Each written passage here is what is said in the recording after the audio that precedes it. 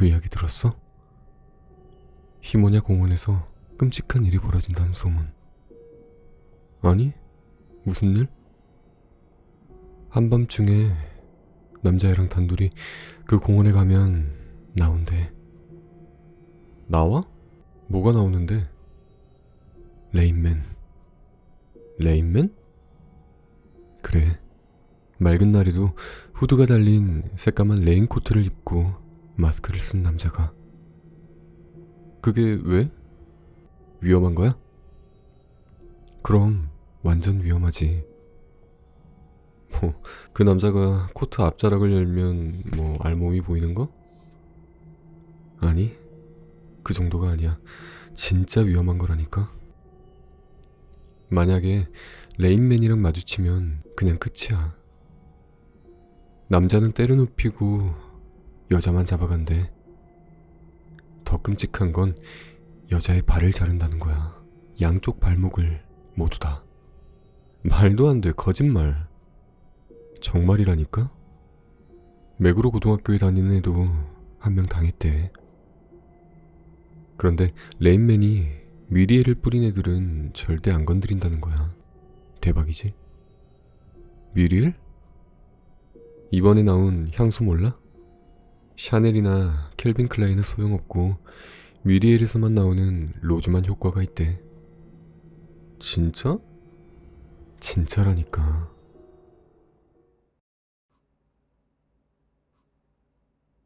가로등 저편 어둠 속에서 어두운 그림자만 보이는 가로수가 으스스한 소리를 내며 흔들렸다. 바스락, 바스락. 역시 지름길로 오는 게 아니었다. 소녀는 뒤늦게 후회했다.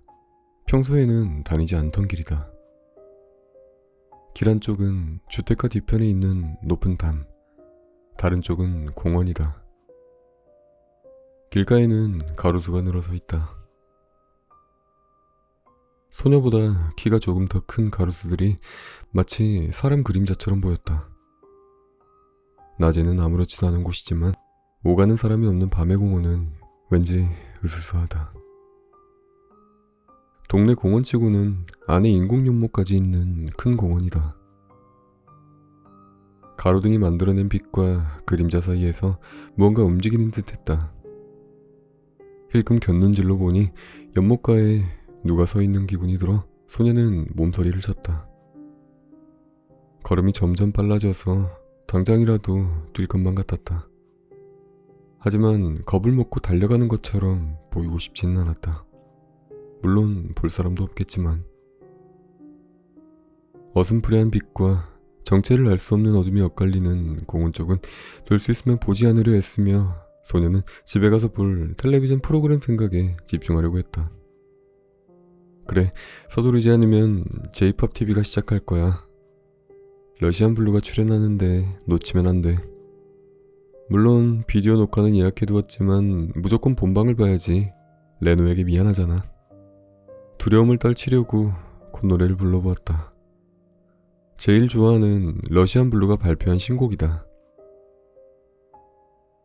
귀가 시간이 이렇게 늦어진 이유는 라디오 생방송을 마치고 나오는 러시안 블루를 보려고 아카사카 방송국 앞에서 너무 오래 기다렸기 때문이다. 소녀는 돌아오는 전철 안에서 몇 번이나 그랬던 것처럼 입안에서 달콤한 사탕을 굴리듯 사람들 틈새로 밴드 멤버의 얼굴을 얼핏 보았던 그 순간을 떠올렸다. 레노는 여전히 멋졌다. 헤어스타일이 조금 바뀌었는데 전에도 좋았지만 이번 스타일도 나름대로 사랑스럽다. 내 머리에 붙인 라메를 봤을까? 날은 어두웠지만 그래서 더 반짝거렸을지도 모른다. 머리 색깔도 레노와 똑같이 오렌지색으로 했다. 분명 내 쪽을 얼핏 쳐다보기는 했는데 좁고 캄캄한 길 저편 어느 집에서 작은 불빛이 깜빡거렸다. 저기까지만 가면 넓은 길이 나온다. 소녀는 똑바로 앞만 바라보며 이상한 소리는 귀를 막고 러시안 블루 생각에만 몰두하려고 했다. 러시안 블루의 팬들 중 반 이상이 보컬인 지인을 좋아하지만 나는 오로지 레노이다. 나도 그런 남자친구가 있다면 얼마나 좋을까. 학교는 따분해. 말을 거는 남자애들 중에 변변한 녀석은 없고, 그런데 오늘 방송국 앞에서 본 그 애들 처음으로 온 것 같은데 팬으로서 기본이 안 돼 있어. 바로 다음 스케줄이 있는데 선물 같은 걸 건네고, 처음 보는 주제에 친한 사이처럼 말을 걸면 어쩌자는 거야. 진짜 짜증나. 그것도 촌스럽게 교복 차림으로. 어디서 온 애들일까? 분명 지바나 사이타마에서 왔을 거야. 바쁜 이동 시간에는 말을 걸지 않는 게 기본이잖아? 가수를 쫓아다닐 때도 다 나름대로 지켜야 할 규칙이 있는데 말이야. 불꽃놀이가 꺼지듯 여름은 불쑥 끝났다. 요 며칠 사이 갑자기 서늘해져서 밤에는 심지어 추울 정도다. 반소매를 입은 팔에 차가운 밤 공기가 달라붙었다. 오늘은 긴 팔티를 입고 싶었는데 사립학교는 진짜 싫다. 교복이 없는 학교에 다니고 싶어. 길 한쪽에는 아직 높은 담이 저 앞쪽까지 이어지고 있다. 또박 또박 또박. 자기 발소리가 크게 울렸다. 푸르른 몸이 떨렸다. 소녀는 두 팔로 몸을 끌어안고 집에 도착해서 할 일만 생각하기로 했다. 텔레비전을 보고, 그 다음엔 녹화된 영상을 한 번 더 보고, 그 다음에는 오랜만에 기타 연습을 해야지. 소녀는 내내 방에 세워두기만 한 기타를 생각했다. 하지만 클래식 기타라서. 고등학교에 진학해서 첫 동아리로 기타부에 들어갔던 까닭은 레노처럼 멋지게 기타를 연주하고 싶었기 때문이다. 운동부만큼 연습이 힘들지도 않고 일찍 끝나기 때문에 그때만 해도 언더그라운드 밴드였던 러시안 블루를 보러 다닐 수 있겠다고 생각했다. 하지만 몇 달 활동해본 기타부는 진짜 답답했다. 요즘 세상에 주제가를 연습하다니 말도 안 돼. 락 기타를 치고 싶다.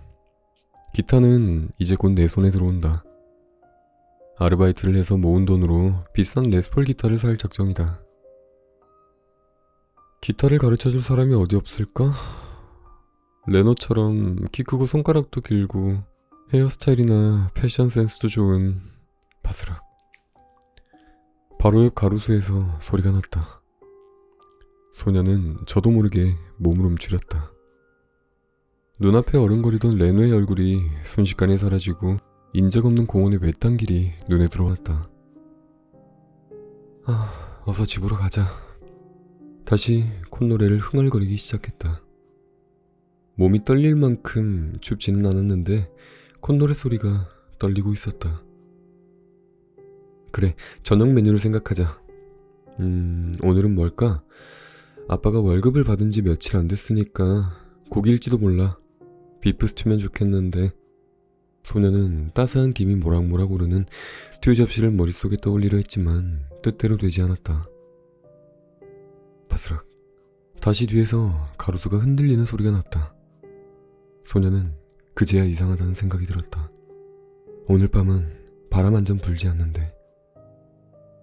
바스락 바스락. 바람도 없는 공원에서 나뭇가지가 흔들리고 있다. 더는 참을 수가 없었다. 젠걸음이 어느새 뜀박질로 바뀌었다. 여태껏 자기 발소리가 높은 담 때문에 메아리치고 있는 줄 알았다. 하지만 그게 아니었다. 또 다른 발소리가 난다. 자기 것과는 다른 발소리가 뒤에서 들려오고 있다. 길 저편에 보이는 가로등을 향해 소녀는 죽어라 달렸다. 속도를 높이자 뒤따라오는 발소리도 속도를 올리는 듯했다. 뒤를 돌아보기 무서워 앞만 보고 어둠 속을 달려 삼거리 쪽으로 뛰어갔다. 창문에서 흘러나온 불빛인 줄 알았던 것은 자판기 조명이었다. 그래도 밝은 것으로 나왔다는 안도감에 속도를 늦췄다. 크게 한숨을 내쉬었다.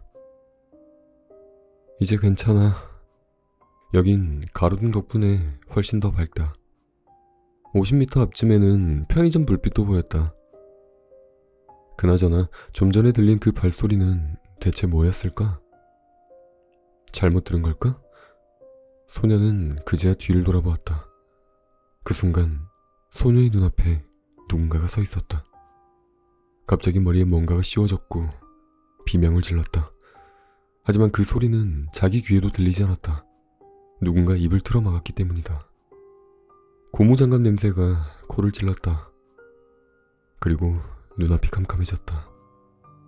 아까보다 더 캄캄한 칠흑 같은 어둠. 소녀가 마지막으로 본 것은 가로등 불빛을 받아 매끄럽게 빛나는 새까만 레인코트 소매자락이었다.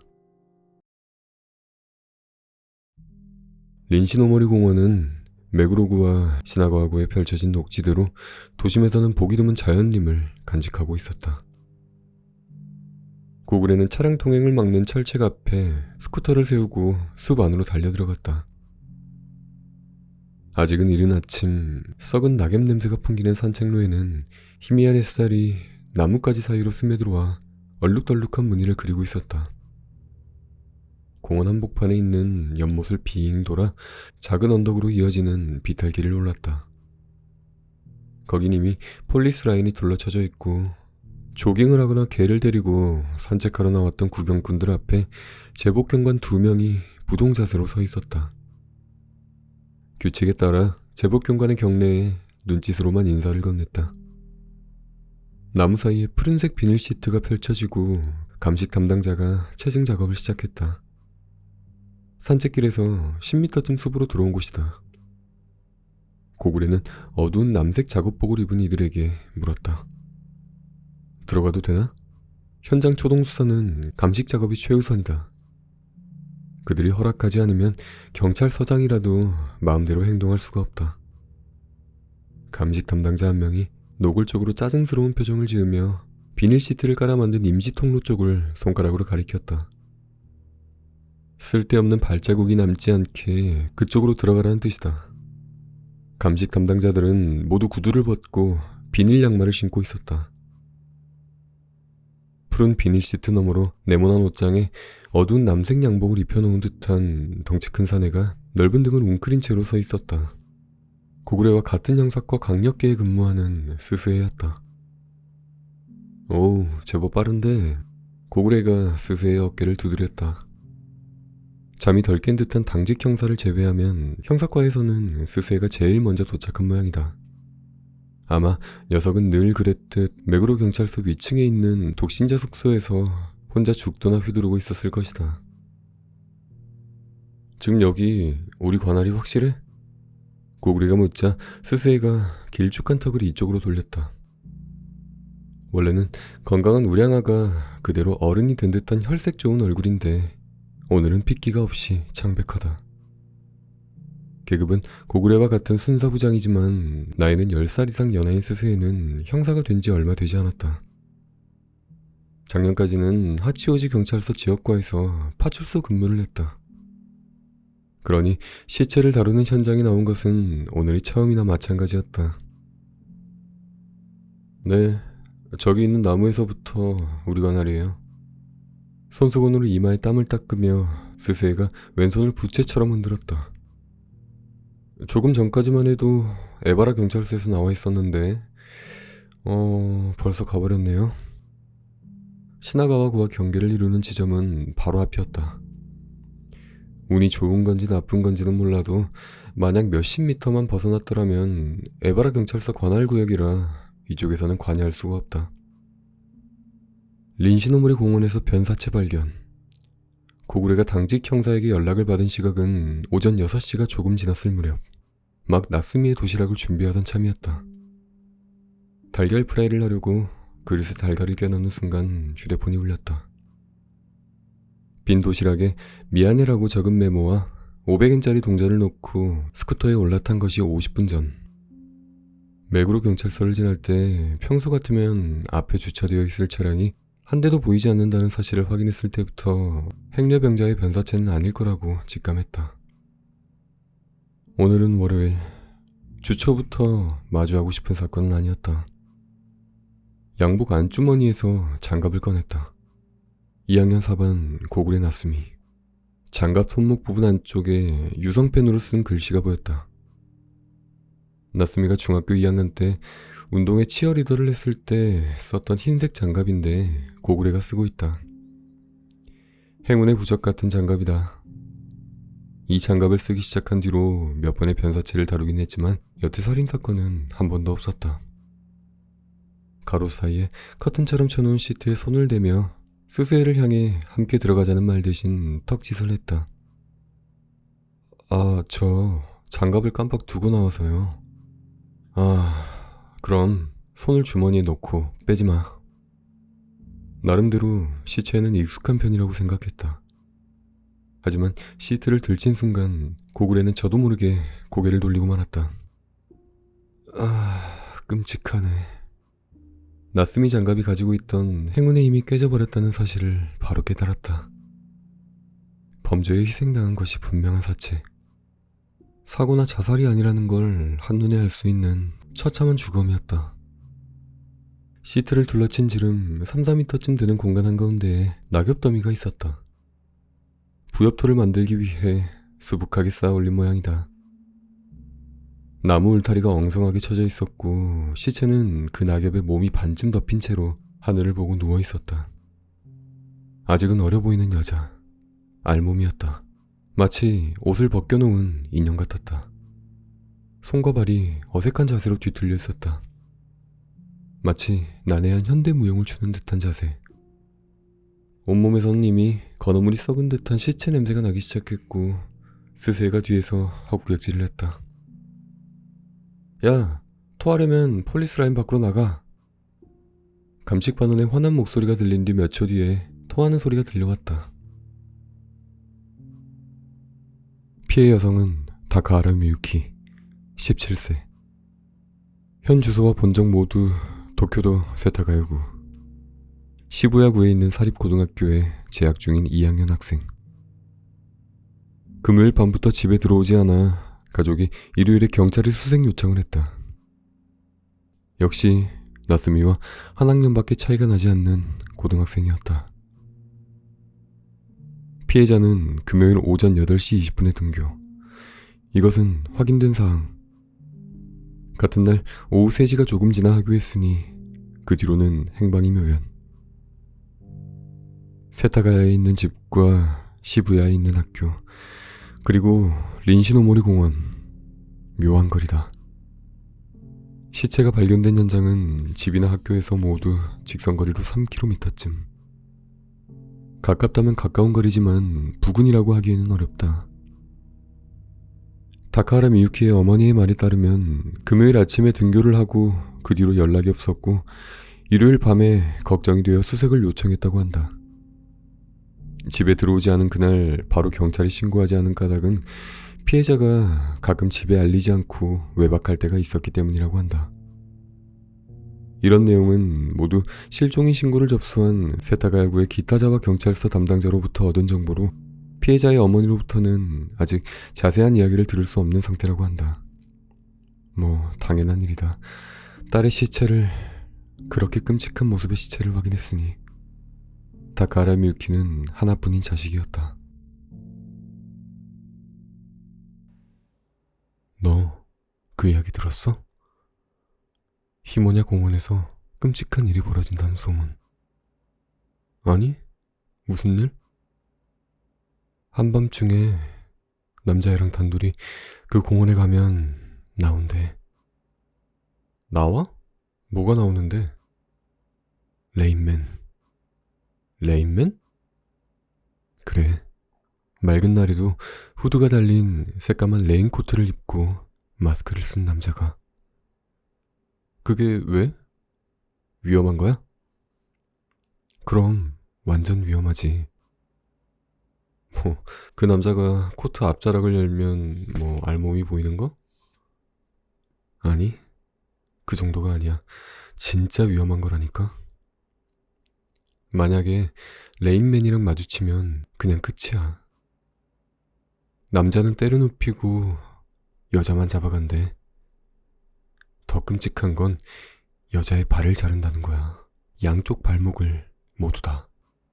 말도 안 돼. 거짓말. 정말이라니까?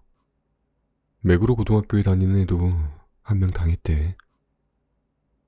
그런데 레인맨이 미리애를 뿌린 애들은 절대 안 건드린다는 거야. 대박이지? 미리엘? 이번에 나온 향수 몰라? 샤넬이나 켈빈 클라인은 소용없고 뮤리엘에서만 나오는 로즈만 효과가 있대. 진짜?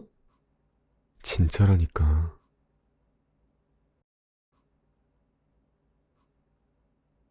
가로등 저편 어둠 속에서 어두운 그림자만 보이는 가로수가 으스스한 소리를 내며 흔들렸다. 바스락, 바스락. 역시 지름길로 오는 게 아니었다. 소녀는 뒤늦게 후회했다. 평소에는 다니지 않던 길이다. 길 한쪽은 주택가 뒤편에 있는 높은 담, 다른 쪽은 공원이다. 길가에는 가로수가 늘어서 있다. 소녀보다 키가 조금 더 큰 가로수들이 마치 사람 그림자처럼 보였다. 낮에는 아무렇지도 않은 곳이지만 오가는 사람이 없는 밤의 공원은 왠지 으스스하다. 동네 공원치고는 안에 인공연못까지 있는 큰 공원이다. 가로등이 만들어낸 빛과 그림자 사이에서 무언가 움직이는 듯했다. 힐끔 곁눈질로 보니 연못가에 누가 서 있는 기분이 들어 소녀는 몸서리를 쳤다. 걸음이 점점 빨라져서 당장이라도 뛸 것만 같았다. 하지만 겁을 먹고 달려가는 것처럼 보이고 싶지는 않았다. 물론 볼 사람도 없겠지만. 어슴푸레한 빛과 정체를 알 수 없는 어둠이 엇갈리는 공원 쪽은 돌 수 있으면 보지 않으려 애쓰며 소녀는 집에 가서 볼 텔레비전 프로그램 생각에 집중하려고 했다. 그래, 서두르지 않으면 J-POP TV가 시작할 거야. 러시안 블루가 출연하는데 놓치면 안 돼. 물론 비디오 녹화는 예약해두었지만 무조건 본방을 봐야지. 레노에게 미안하잖아. 두려움을 떨치려고 콧노래를 불러보았다. 제일 좋아하는 러시안 블루가 발표한 신곡이다. 귀가 시간이 이렇게 늦어진 이유는 라디오 생방송을 마치고 나오는 러시안 블루를 보려고 아카사카 방송국 앞에서 너무 오래 기다렸기 때문이다. 소녀는 돌아오는 전철 안에서 몇 번이나 그랬던 것처럼 입안에서 달콤한 사탕을 굴리듯 사람들 틈새로 밴드 멤버의 얼굴을 얼핏 보았던 그 순간을 떠올렸다. 레노는 여전히 멋졌다. 헤어스타일이 조금 바뀌었는데 전에도 좋았지만 이번 스타일도 나름대로 사랑스럽다. 내 머리에 붙인 라메를 봤을까? 날은 어두웠지만 그래서 더 반짝거렸을지도 모른다. 머리 색깔도 레노와 똑같이 오렌지색으로 했다. 분명 내 쪽을 얼핏 쳐다보긴 했는데 좁고 캄캄한 길 저편 어느 집에서 작은 불빛이 깜빡거렸다. 저기까지만 가면 넓은 길이 나온다. 소녀는 똑바로 앞만 바라보며 이상한 소리는 귀를 막고 러시안 블루 생각에만 몰두하려고 했다. 러시안 블루의 팬들 중 반 이상이 보컬인 지인을 좋아하지만 나는 오로지 레노이다. 아, 나도 그런 남자친구가 있다면 얼마나 좋을까. 학교는 따분해. 말을 거는 남자애들 중에 변변한 녀석은 없고, 그런데 오늘 방송국 앞에서 본 그 애들 처음으로 온 것 같은데 팬으로서 기본이 안 돼 있어. 바로 다음 스케줄이 있는데 선물 같은 걸 건네고 처음 보는 주제에 친한 사이처럼 말을 걸면 어쩌자는 거야. 진짜 짜증나. 그것도 촌스럽게 교복 차림으로. 어디서 온 애들일까? 분명 지바나 사이타마에서 왔을 거야. 바쁜 이동 시간에는 말을 걸지 않는 게 기본이잖아? 가수를 쫓아다닐 때도 다 나름대로 지켜야 할 규칙이 있는데 말이야. 불꽃놀이가 꺼지듯 여름은 불쑥 끝났다. 요 며칠 사이 갑자기 서늘해져서 밤에는 심지어 추울 정도다. 반소매를 입은 팔에 차가운 밤 공기가 달라붙었다. 아, 오늘은 긴 팔티를 입고 싶었는데 사립학교는 진짜 싫다. 교복이 없는 학교에 다니고 싶어. 길 한쪽에는 아직 높은 담이 저 앞쪽까지 이어지고 있다. 또박, 또박, 또박. 자기 발소리가 크게 울렸다. 푸르른 몸이 떨렸다. 소녀는 두 팔로 몸을 끌어안고 집에 도착해서 할 일만 생각하기로 했다. 텔레비전을 보고 그 다음엔 녹화된 영상을 한 번 더 보고 그 다음에는 오랜만에 기타 연습을 해야지. 소녀는 내내 방에 세워두기만 한 기타를 생각했다. 하지만 클래식 기타라서. 고등학교에 진학해서 첫 동아리로 기타부에 들어갔던 까닭은 레노처럼 멋지게 기타를 연주하고 싶었기 때문이다. 운동부만큼 연습이 힘들지도 않고 일찍 끝나기 때문에 그때만 해도 언더그라운드 밴드였던 러시안 블루를 보러 다닐 수 있겠다고 생각했다. 하지만 몇 달 활동해본 기타부는 진짜 답답했다. 요즘 세상에 주제가를 연습하다니 말도 안 돼. 락 기타를 치고 싶다. 기타는 이제 곧 내 손에 들어온다. 아르바이트를 해서 모은 돈으로 비싼 레스폴 기타를 살 작정이다. 기타를 가르쳐줄 사람이 어디 없을까? 레노처럼 키 크고 손가락도 길고 헤어스타일이나 패션 센스도 좋은 바스락. 바로 옆 가로수에서 소리가 났다. 소녀는 저도 모르게 몸을 움츠렸다. 눈앞에 어른거리던 레노의 얼굴이 순식간에 사라지고 인적 없는 공원의 외딴 길이 눈에 들어왔다. 어서 집으로 가자. 다시 콧노래를 흥얼거리기 시작했다. 몸이 떨릴 만큼 춥지는 않았는데 콧노래 소리가 떨리고 있었다. 그래, 저녁 메뉴를 생각하자. 오늘은 뭘까? 아빠가 월급을 받은 지 며칠 안 됐으니까 고기일지도 몰라. 비프 스튜면 좋겠는데. 소녀는 따스한 김이 모락모락 오르는 스튜 접시를 머릿속에 떠올리려 했지만 뜻대로 되지 않았다. 바스락. 다시 뒤에서 가로수가 흔들리는 소리가 났다. 소녀는 그제야 이상하다는 생각이 들었다. 오늘 밤은 바람 한 점 불지 않는데. 바스락, 바스락. 바람도 없는 공원에서 나뭇가지가 흔들리고 있다. 더는 참을 수가 없었다. 전걸음이 어느새 뜀박질로 바뀌었다. 여태껏 자기 발소리가 높은 담 때문에 메아리치고 있는 줄 알았다. 하지만 그게 아니었다. 또 다른 발소리가 난다. 자기 것과는 다른 발소리가 뒤에서 들려오고 있다. 길 저편에 보이는 가로등을 향해 소녀는 죽어라 달렸다. 속도를 높이자 뒤따라오는 발소리도 속도를 올리는 듯했다. 뒤를 돌아보기 무서워 앞만 보고 어둠 속을 달려 삼거리 쪽으로 뛰어갔다. 창문에서 흘러나온 불빛인 줄 알았던 것은 자판기 조명이었다. 그래도 밝은 곳으로 나왔다는 안도감에 속도를 늦췄다. 크게 한숨을 내쉬었다. 이제 괜찮아. 여긴 가로등 덕분에 훨씬 더 밝다. 50m 앞쯤에는 편의점 불빛도 보였다. 그나저나 좀 전에 들린 그 발소리는 대체 뭐였을까? 잘못 들은 걸까? 소녀는 그제야 뒤를 돌아보았다. 그 순간 소녀의 눈앞에 누군가가 서 있었다. 갑자기 머리에 뭔가가 씌워졌고 비명을 질렀다. 하지만 그 소리는 자기 귀에도 들리지 않았다. 누군가 입을 틀어막았기 때문이다. 고무장갑 냄새가 코를 찔렀다. 그리고 눈앞이 캄캄해졌다. 아까보다 더 캄캄한 칠흑 같은 어둠. 소녀가 마지막으로 본 것은 가로등 불빛을 받아 매끄럽게 빛나는 새까만 레인코트 소매자락이었다. 린시노모리 공원은 메그로구와 시나가와구에 펼쳐진 녹지대로 도심에서는 보기 드문 자연림을 간직하고 있었다. 고글에는 차량 통행을 막는 철책 앞에 스쿠터를 세우고 숲 안으로 달려들어갔다. 아직은 이른 아침 썩은 낙엽 냄새가 풍기는 산책로에는 희미한 햇살이 나뭇가지 사이로 스며들어와 얼룩덜룩한 무늬를 그리고 있었다. 공원 한복판에 있는 연못을 빙 돌아 작은 언덕으로 이어지는 비탈길을 올랐다. 거긴 이미 폴리스 라인이 둘러쳐져 있고 조깅을 하거나 개를 데리고 산책하러 나왔던 구경꾼들 앞에 제복경관 2명이 부동자세로 서 있었다. 규칙에 따라 제복경관의 경내에 눈짓으로만 인사를 건넸다. 나무 사이에 푸른색 비닐 시트가 펼쳐지고 감식 담당자가 체증 작업을 시작했다. 산책길에서 10m쯤 숲으로 들어온 곳이다.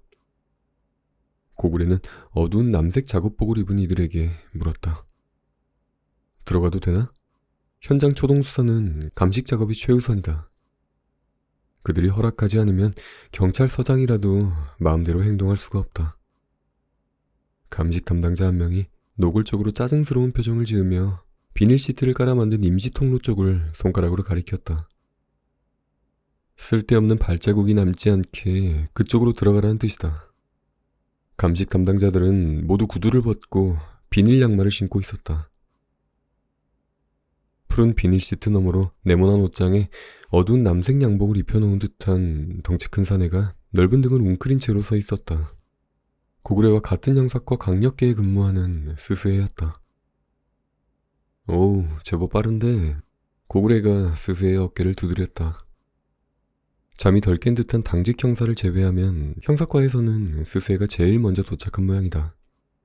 아마 녀석은 늘 그랬듯 맥으로 경찰서 위층에 있는 독신자 숙소에서 혼자 죽도나 휘두르고 있었을 것이다. 지금 여기 우리 관할이 확실해? 고구리가 묻자 스스에가 길쭉한 턱을 이쪽으로 돌렸다. 원래는 건강한 우량아가 그대로 어른이 된 듯한 혈색 좋은 얼굴인데 오늘은 핏기가 없이 창백하다. 계급은 고구려와 같은 순사부장이지만 나이는 10살 이상 연하인 스스에는 형사가 된 지 얼마 되지 않았다. 작년까지는 하치오지 경찰서 지역과에서 파출소 근무를 했다. 그러니 시체를 다루는 현장에 나온 것은 오늘이 처음이나 마찬가지였다. 네, 저기 있는 나무에서부터 우리 관할이에요.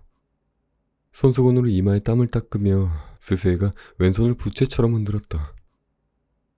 조금 전까지만 해도 에바라 경찰서에서 나와 있었는데 벌써 가버렸네요. 시나가와구와 경계를 이루는 지점은 바로 앞이었다. 운이 좋은 건지 나쁜 건지는 몰라도 만약 몇십 미터만 벗어났더라면 에바라 경찰서 관할구역이라 이쪽에서는 관여할 수가 없다. 린시노모리 공원에서 변사체 발견. 고구려가 당직 형사에게 연락을 받은 시각은 오전 6시가 조금 지났을 무렵. 막 나스미의 도시락을 준비하던 참이었다. 달걀 프라이를 하려고 그릇에 달걀을 껴넣는 순간 휴대폰이 울렸다. 빈 도시락에 미안해라고 적은 메모와 500엔짜리 동전을 놓고 스쿠터에 올라탄 것이 50분 전. 맥으로 경찰서를 지날 때 평소 같으면 앞에 주차되어 있을 차량이 한 대도 보이지 않는다는 사실을 확인했을 때부터 행려병자의 변사체는 아닐 거라고 직감했다. 오늘은 월요일. 주초부터 마주하고 싶은 사건은 아니었다. 양복 안주머니에서 장갑을 꺼냈다. 2학년 4반 고구려 나스미. 장갑 손목 부분 안쪽에 유성펜으로 쓴 글씨가 보였다. 나스미가 중학교 2학년 때 운동회 치어리더를 했을 때 썼던 흰색 장갑인데 고구려가 쓰고 있다. 행운의 부적 같은 장갑이다. 이 장갑을 쓰기 시작한 뒤로 몇 번의 변사체를 다루긴 했지만 여태 살인사건은 한 번도 없었다. 가로 사이에 커튼처럼 쳐놓은 시트에 손을 대며 스스에를 향해 함께 들어가자는 말 대신 턱짓을 했다. 저 장갑을 깜빡 두고 나와서요. 그럼 손을 주머니에 넣고 빼지 마. 나름대로 시체에는 익숙한 편이라고 생각했다. 하지만 시트를 들친 순간 고구려는 저도 모르게 고개를 돌리고 말았다. 끔찍하네.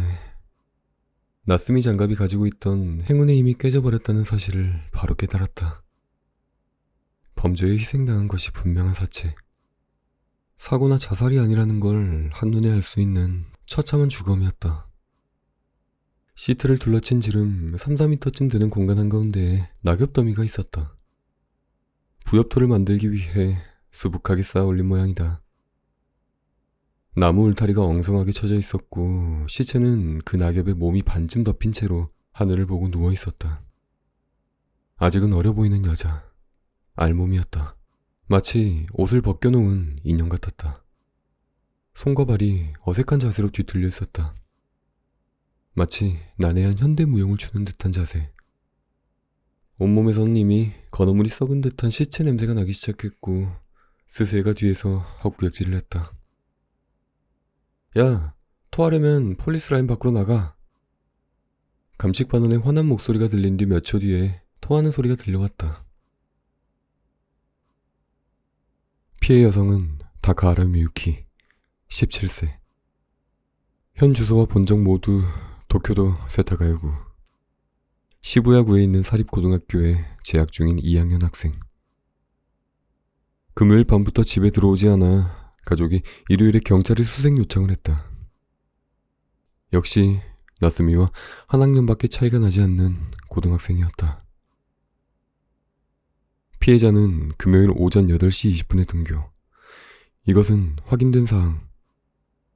같은 날 오후 3시가 조금 지나 하교했으니 그 뒤로는 행방이 묘연. 세타가야에 있는 집과 시부야에 있는 학교, 그리고 린시노모리 공원.